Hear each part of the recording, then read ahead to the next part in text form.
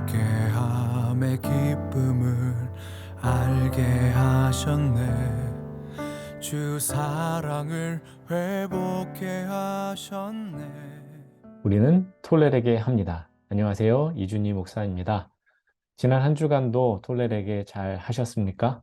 새로운 한 주도 우리가 힘내어서 톨레르게 할 수 있으면 좋겠습니다.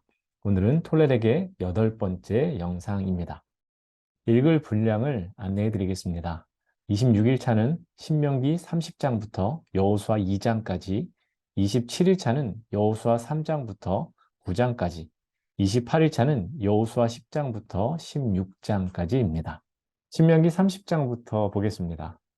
하나님께서는 복과 저주를 말씀하십니다. 그리고 그 이유에 대해서도 말씀을 하시는데, 인간적인 마음으로 복만을 이야기해 주시면 좋겠는데, 하나님은 복과 저주, 이 두 가지 관계를 거듭해서 말씀하십니다.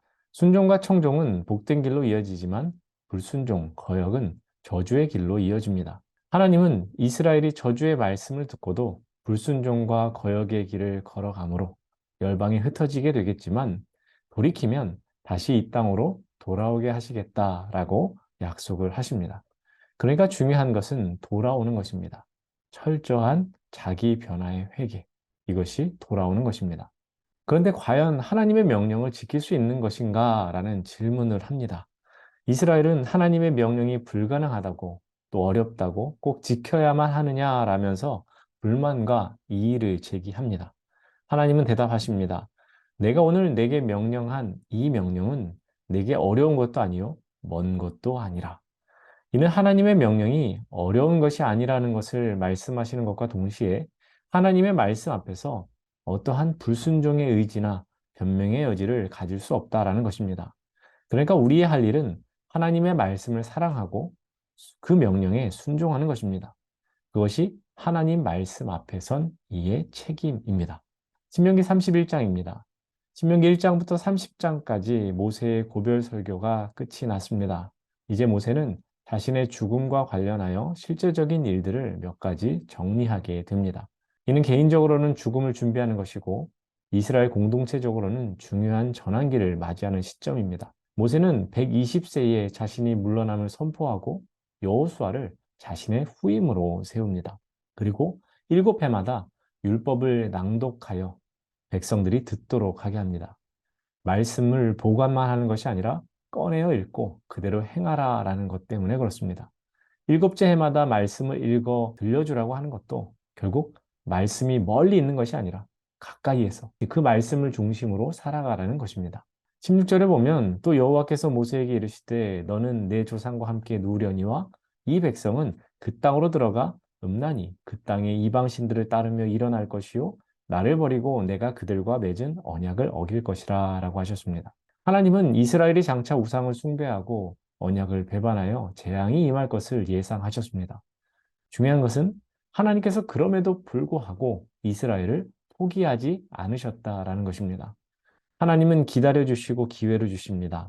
그렇다면 우리는 하나님께서 기다려 주시고 기회를 주실 때 어떻게 해야 할지를 생각하고 행동해야 하는 것입니다. 신명기 32장입니다. 모세의 노래라는 부제가 붙습니다. 모세는 노래를 통해서 하나님이 자신의 백성인 이스라엘을 위해 어떤 일을 하셨는지를, 그러나 이스라엘은 그런 하나님을 배반하여 이방인에게 멸망당하겠지만 결국 하나님이 회복하신다라는 것을 선포합니다. 출애굽기 15장에서 모세는 첫 번째로 노래를 했는데 그때는 승리의 노래였다면 신명기 32장에서 부르는 노래는 경고의 노래입니다. 즉 이스라엘 백성들에게 끝까지 말씀을 읽어주므로 그들이 말씀을 떠나고 하나님을 떠나는 불순종의 길을 가지 않기를 바라는 것입니다. 이스라엘이 알아야 하는 것은 여호와만이 참 신이시며 그 어떤 존재도 그분과 비교할 수 없다라는 것입니다. 이스라엘은 하나님의 사랑을 받은 여수룬입니다. 옳은 자, 사랑받은 자라는 뜻입니다. 하나님의 백성은 하나님의 사랑을 받은 자들로 마땅히 하나님을 섬기고 사랑해야 합니다. 또한 하나님의 백성은 하나님을 나타내는 일도 해야 합니다. 그렇게 하려면 하나님의 일을 깨달아야 하고 그것은 말씀을 통해서 깨달을 수 있습니다. 이것이 우리가 말씀을 읽어야 하는 이유이기도 합니다. 신명기 33장입니다. 모세는 하나님의 사람으로 지도자의 자리에서 물러나기 전 이스라엘 12지파를 축복합니다. 르우벤은 사람이 늘어나기를 축복해주고 유다는 인도하는 손, 싸움의 승리, 왕권을 축복합니다. 레위는 제사장, 가르치는 축복을, 베냐민은 안전함과 보호의 축복을, 요셉, 므낫세 에브라임 지파는 모든 것에 충성함, 충만함, 머리됨의 축복을 받습니다. 스불론은 나감을 기뻐하는 복을, 이사갈은 머물면서 창대한 복을, 갓은 강하고 법도를 세우는 복을, 단은 사자와 같이 강함이라는 복을, 납달리는 풍성한 복이 가득함을, 아셀은 기쁨과 기름짐과 능력이라는 복을. 그런데 시므온만이 이 축복에서 빠진 것이 특징입니다. 모세의 축복은 서열의 의미나 정치적 의미보다는 신앙적이고 미래적이며 발전적인 의미가 큽니다. 그리고 자신의 분량대로 축복의 말씀이 주어졌다라는 것입니다. 모세의 축복의 근거는 하나님의 오심입니다. 하나님은 빛으로, 말씀으로, 사랑으로 자신의 백성들에게 오십니다. 이것이 하나님의 백성이 행복자가 되는 이유입니다. 29절에 이스라엘이여 너는 행복한 사람이로다 라고 할 때 근거가 바로 하나님의 오심입니다. 하나님의 백성은 언제나 하나님의 오심을 구하며 그 하나님과 동행해야 합니다. 신명기 34장입니다. 모세는 아바림 산맥 북쪽 비스가산 정상인 느보 봉우리에서 약속의 땅을 보고 죽었습니다. 7절에 모세의 눈이 흐리지 않고 기력이 쇠하지 않았다라고 합니다. 그렇다면 모세에게 죽음은 행복이었겠습니까? 불행이었겠습니까? 모세는 죽음을 알고 받아들이고 할 일을 정리한 후에 무덤조차 남기지 않고 하나님께로 갔습니다. 그러니까 모세는 하나님의 말씀에 순종함으로 자신의 삶을 마무리한 것입니다. 모세의 무덤에 대해서 아무도 알 수 없는 것은 하나님이 친히 그를 장사하셨고 사람들이 모세를 숭배하지 못하도록 하심입니다. 사명자는 할 일을 다 했다면 조용히 물러가야 합니다. 훌륭한 일을 많이 한 이도 마지막에 미련을 버리지 못해 추한 마무리로 이어지는 것을 우리는 종종 봅니다. 우리 스스로도 그렇지 않을 것이라 자신할 수 없습니다. 그러니 우리는 주님 말씀하시면 가고 주님 말씀하시면 멈출 수 있는 믿음과 결단을 주시기를 항상 기도해야 할 것입니다. 신명기를 마지막으로 모세오경을 다 읽었습니다. 이제는 여호수아로 넘어갑니다. 여호수아서는 구약 성경의 6번째 책입니다. 여호수아의 본래 이름은 호세아지만 모세에 의해 여호수아로 개명되었습니다. 여호수아의 뜻은 야훼는 구원이시다입니다. 70인 성경에는 예수스 휘우스 나우에라고 여호수아 똑같은 이름으로 되어 있습니다. 그럼 여호수아는 어떤 책이겠습니까? 모세의 뒤를 이어 지도자가 된 여호수아의 인도 아래 이스라엘이 마침내 약속의 땅 가나안을 정복하고 분배하여 그 땅에 정착한 이야기를 다룹니다. 이를 통해 하나님께서 아브라함에게 하신 약속이 성취되었음을, 하나님께서 약속으로 주신 땅은 하나님의 성소라는 것을 알려주시고자 하는 겁니다. 하나님의 성소인 가나안 땅이 이스라엘의 소유가 되었음을 확증하는 것이고, 이스라엘이 약속의 땅에서 승승장구하려면 하나님의 말씀을 따라 순종해야 한다라는 것을 알려주시기 위한 책입니다. 여호수아의 구조를 잠시 보면 크게 세 부분으로 나누어집니다. 1장부터 12장까지는 약속의 땅을 정복해 가는 과정이 나옵니다. 13장부터 21장까지는 땅을 분배하는 내용이 나오고 22장부터 24장까지는 여호수아의 고별 설교와 세겜에서 언약을 체결하며 약속의 땅에서의 미래를 준비하는 내용이 나옵니다. 여호수아서가 전하는 신앙적인 교훈은 하나님의 신실하심입니다. 여호수아서는 성경의 책들 중에 하나님의 신실하심을 가장 확실하게 증언하는 책입니다. 하나님은 오래전 아브라함과 맺은 약속을 기억하시고 신실하심으로 그것을 끝내 이루셨습니다. 스스로 전사가 되어 이스라엘을 대신하여 싸우시고 이스라엘에게 약속의 땅을 주셨습니다. 그 과정에서 리더십이 모세에게서 여호수아에게로 넘어가며 정복 전쟁이 행해집니다.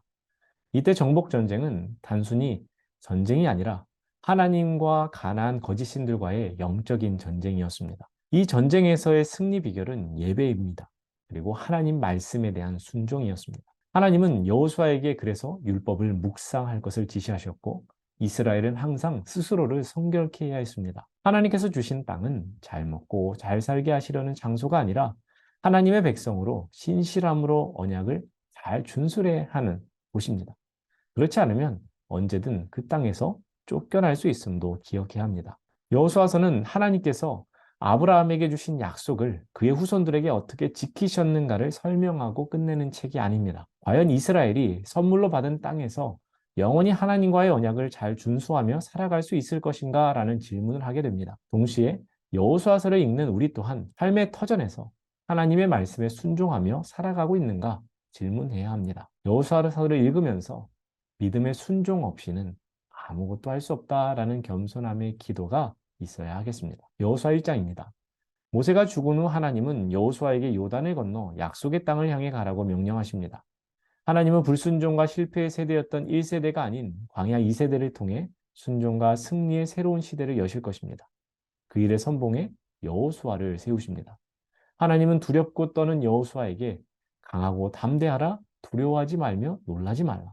내가 어디로 가든지 내 하나님 여호와가 너와 함께하느니라 라고 말씀하십니다. 여호수아 2장을 봅니다. 이스라엘이 가나안에 들어가기 위해 통과해야 할 첫 번째 관문이 여리고성이었습니다. 여호수아는 시딤에서 2명의 정탐꾼을 여리고에 보냅니다.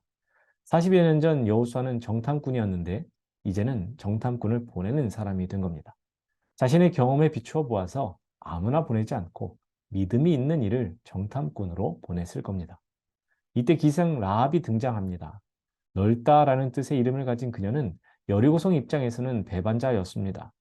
그녀는 여호수아가 보낸 정탐꾼들을 대접하고 숨기고 피하게 해주었습니다. 이는 현실적인 상황 판단과 믿음의 결단에서 비롯된 행동이었습니다. 무엇보다 자신과 자신의 집이 구원을 받기 위한 것이었습니다. 기생 라합은 보잘것없는 신분이었지만 구원에 대한 갈망이 있었고 그 갈망 덕분에 은총을 누리게 됩니다. 결국 예수 그리스도의 족보에도 들게 됩니다. 이로써 우리는 어떤 사람이 구원을 얻는지를 알게 됩니다. 구원은 그리스도의 보혈과 그 안에 거하는 믿음으로 얻는 것이고 라합이 보여준 행위가 바로 구원에 이르는 것이 무엇인지를 잘 보여줍니다. 여호수아 3장입니다. 여호수아서 3장 1절부터 5장 1절까지는 약속의 땅에 들어가기 위해서 반드시 건너야 하는 요단강을 건너기 위해 이동하고 준비하고 결국 건너는 일이 기록됩니다. 요단강을 건너기 위해서는 준비가 필요했는데 그 준비는 중간 지도자들에게 그 일에 헌신하도록 하는 것이었고 또 그들은 백성들에게 어떻게 해야 하는지를 두루 다니며 전하는 것이었습니다. 백성들의 준비는 언약궤를 따르는 것이었는데 그것 또한 스스로 성결케 하는 믿음의 준비도 강조되는 것이었습니다. 준비를 한 후 이스라엘 백성들이 요단강에 갔을 때 요단강은 마른 땅과 같이 되었고 건너갈 수 있었습니다.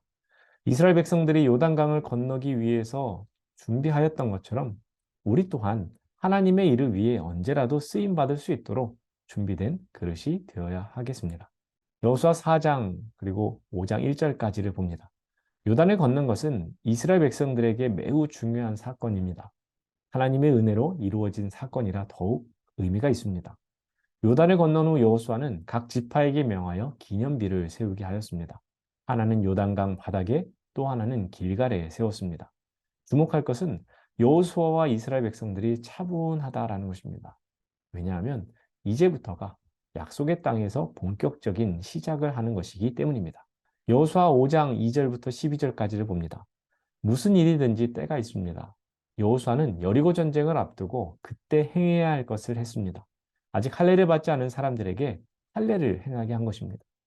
이스라엘 백성들은 난지 8일 만에 할례를 행했지만 이스라엘 광야 생활 중에 낳은 아기들에 대해서는 형편상 할례를 행하지 못했기에 요단을 건넌 직후 아주 좋은 은혜의 상황에서 할례를 행한 것입니다. 이는 곧 하나님의 자녀가 된 확신과 하나님 나라를 위하여 헌신할 것을 새롭게 해주는 것이었습니다. 할례를 행한 곳은 길갈이었고 이는 수치가 굴러갔다라는 의미입니다. 지난날 애굽의 수치, 광야에서의 오역과 수치, 불순종과 거역의 수치, 불화와 다툼의 수치, 그 모든 것이 굴러갔다라는 것입니다. 또한 길갈에서 할례를 행한 후에 이스라엘 백성들은 유월절을 지키게 됩니다. 여호수아 5장 13절에서 15절입니다. 여호수아가 여리고에 가까이 이르렀을 때 여호와의 군대 장관을 만나게 됩니다.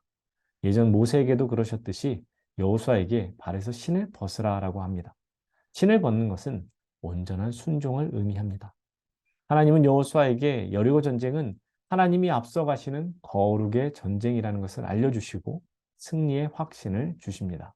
여호수아 6장은 본격적인 가나안 정복이 시작되는 내용이 나옵니다. 그 시작은 난공불락의 요새라 불리던 여리고 성입니다. 여리고를 공격하는 것 자체가 자살 행위에 가깝습니다. 하나님은 이스라엘로 하여금 6일 동안 여리고성을 돌며 땅밟기를 하라고 하셨습니다. 그리고 마지막 날 양각 나팔을 불며 함성을 지르라고 하십니다. 그렇게 하였을 때 여리고성은 무너져 내립니다.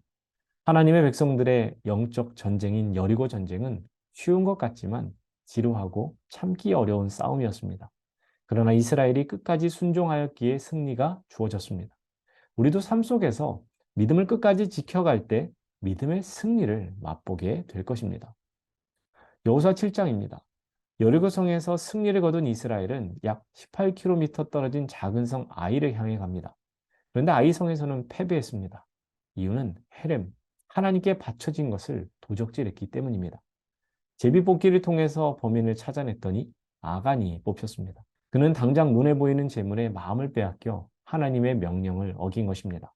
그의 이름의 뜻이 괴롭히는 자인데 하나님과 자신의 민족을 괴롭게 하는 사람이 되어버린 것입니다. 그는 아골골짜기라 불리는 곳에서 처형당합니다. 여호수아 8장입니다. 같은 실수를 반복하지 않은 이스라엘은 아이성 전투에서 승리합니다. 승리 후 아이성에서 30km 떨어진 곳에 있는 그리심산과 에발산에서 축복과 저주의 말씀을 낭독하였습니다. 하나님의 말씀이 내 마음에 새겨질 때 은혜의 단비를 통해 그리심산에서 선포한 축복을 받게 되겠지만 말씀에서 멀어질 때는 에발산에서 선포된 저주로 인해 삶이 피폐해진다라는 것을 우리는 기억해야 되겠습니다. 여호수아 9장입니다. 이스라엘이 기브온과 언약을 맺는 내용이 나옵니다. 이스라엘이 가나안을 정복해 간다는 소식이 퍼지자 두 가지 상황이 벌어졌습니다. 하나는 여리고를 중심으로 한 북쪽과 서쪽 지역의 왕들의 연합적인 대항이었고 또 하나는 기브온족의 위장된 항복이었습니다. 사실 기브온은 그리 먼 곳이 아닌데 자신들이 멀리서 왔다고 거짓말을 하며 이스라엘과 언약을 맺게 됩니다. 이를 통해 영적 승리를 위해서는 전쟁뿐 아니라 분별함도 필요한 것을 깨닫습니다. 어찌되었든 속았지만 하나님의 이름으로 맺은 언약을 지켜야 했습니다. 후에 기브온 사람들은 성전 봉사자들이 되었다라는 것, 우리가 또 주목해 볼 대목입니다. 여호수아 10장에서 11장입니다. 기브온을 구하는 이야기와 남부 가나안을 정복하는 내용, 그리고 북부 가나안 정복에 대한 것이 나옵니다. 이스라엘은 길갈에서 산맥을 넘어 40km를 밤샘 행군하여 예루살렘 중심의 남부 가나안 연합군을 기습합니다. 그 과정에서 하나님은 해와 달을 멈춰주심으로 이스라엘이 승리할 수 있게 해주었습니다. 이스라엘의 승리 소문은 가나안 북쪽에도 전달되었고 가나안 북부 지역 하솔 왕은 연합군을 결성하여 이스라엘과 맞섰지만 결국 여호수아와 이스라엘이 승리하였습니다. 여호수아 12장입니다. 가나안 정복에 대한 요약이 나옵니다. 모세가 죽기 전에 정복했던 요단 동편과 여호수아가 정복한 가나안 땅에는 작은 도시 국가들로부터 시작해서 시온 왕과 같이 넓은 지역을 차지한 국가들이 있습니다. 이스라엘에 의해 정복된 왕은 요단 동편 2명, 서편에 31명이었습니다. 가나안 정복을 통해서 우리는 우리보다 앞서 가시면서 싸우시는 하나님을 보게 됩니다. 여호수아 13장입니다. 13장부터는 가나안 땅을 분배하는 내용이 나오는데 여기서는 정복하지 못한 지역에 대한 내용입니다. 가나안 전쟁은 7년에 걸친 긴 전쟁이었습니다. 안타깝게도 여호수아는 나이가 많아졌고 아직도 남은 땅이 있었다는 겁니다. 정복하지 못한 땅은 블레셋 5 통치자들의 땅, 베니게, 그술, 마아가 등이었고 남부 해안, 북부 해안과 북동부 지역이 정복하지 못한 채 남아 있었습니다. 그러나 하나님은 아직 남은 땅이 있지만 기업을 분배하게 하셨습니다. 이는 하나님의 배려에서 비롯된 것입니다. 7년 이상의 전쟁에 지친 백성들을 쉬게 함이며 전쟁으로 인해 땅이 황폐화되는 것을 막기 위함이었습니다. 정복하지 못한 땅의 의미는 우리가 예수 믿고 새로워졌다고 해도 여전히 우리 안에 있는 죄된 본성과 관련이 있습니다. 여호수아 14장입니다. 여호수아와 더불어 믿음의 정탐꾼으로 활약했던 갈렙이 이스라엘의 각 지파에게 땅을 분배할 때 등장합니다. 그리고 헤브론 산지를 달라고 합니다. 그러나 이제 그는 85세의 노인이 되었습니다. 그럼에도 그는 여전히 믿음으로 충만합니다. 모세가 나를 보내던 날과 같이 오늘도 내가 여전히 강건하니 내 힘이 그때나 지금이나 같아서 싸움에나 출입에 감당할 수 있다라고 말합니다. 갈렙은 자신이 할 수 있다고 합니다. 그러므로 약속의 땅으로 나아가겠다라고 합니다. 우리에게도 갈렙과 같은 믿음이 있어서 과거나 지금이나 앞으로도 어떤 문제나 대적 앞에서 믿음으로 담대하게 살아갈 수 있기를 소망해 봅니다. 여호수아 15장입니다. 땅의 분배가 본격적으로 시작됩니다. 유다 지파는 넷째 아들임에도 가나안에 들어가서 제일 먼저 땅을 분배받았습니다. 네게브 지역과 골짜기와 평지, 산악지역, 유대 광야, 120여 개의 성읍들, 가장 넓고 비옥한 곳을 가지게 되었습니다. 그중 기럇 아르바는 훗날 헤브론으로 개명이 됩니다. 63절을 보면 여부수 족속이 등장합니다. 유다 자손이 그들을 쫓아내지 못했다라는 것입니다. 이들은 예루살렘에 거주하는 족속이었는데 이들에 대한 완전한 정복은 다윗의 때에 이루어집니다. 여호수아 16장입니다. 요셉의 자손은 두 지파의 몫을 받게 됩니다. 므낫세 반지파는 이미 동편의 땅을 분배받았고 나머지 반 지파와 에브라임 지파가 받은 땅을 합치면 이들의 기업은 상당히 넓습니다. 우리가 아는 대로 요셉은 이스라엘을 구원한 사람입니다. 극심한 흉년으로 굶어 죽을 위기에 처한 가족들을 구원했습니다. 또한 자신에게 원수나 다름없는 형제들을 용서하면서까지 그렇게 했습니다. 그렇기 때문에 요셉의 후손이 복을 받는 겁니다. 므낫세와 에브라임은 레위 지파가 빠진 12지파에 들어가게 되었습니다. 야곱의 예언대로 요셉의 후손은 뻗어나가는 가지로서 큰 축복을 받게 된 것입니다. 자, 여기까지가 신명기 30장부터 여호수아 16장까지를 간략하게 살펴본 내용입니다. 어제는 부활주일이었지요. 부활주일을 기점으로 우리는 새로운 은혜의 한 주를 살아갑니다. 이 새로운 한 주를 또 톨레르게 하시면서 잘 살아내시는, 또 말씀을 굳게 붙드시는 여러분들이 되셨으면 좋겠습니다. 그러면 오늘도 우리 구호를 외치면서 마무리하도록 하겠습니다. 우리는 톨레르게 합니다. 감사합니다.